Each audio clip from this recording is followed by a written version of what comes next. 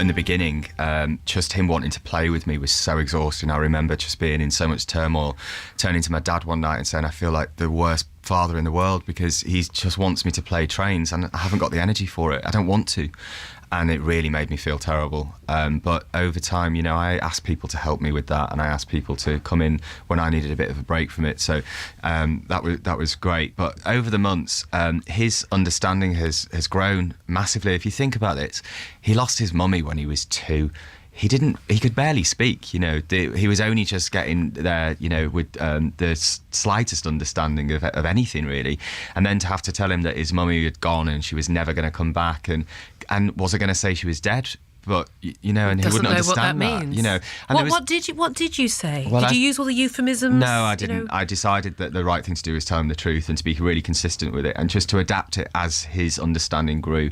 So I said to him, I got him when he was very calm and collected at night, not when he was upset, and said to him that Mummy's gone, she can't ever come back. She didn't want to leave you. She'd never have left you.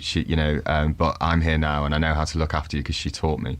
And then recently I've started to kind of test his understanding of things. I've told him about death through insects and things. I found a ladybird at home the other day that was dead, and I showed it to him and said, look, this is dead, and I explained that meant it couldn't fly and its legs couldn't move.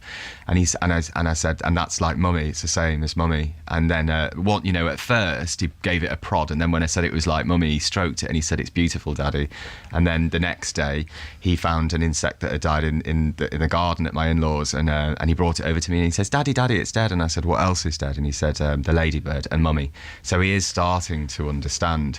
And what a concept to have to understand from such a young age. Yeah, a hideous thing to have to say to a child. Heartbreaking.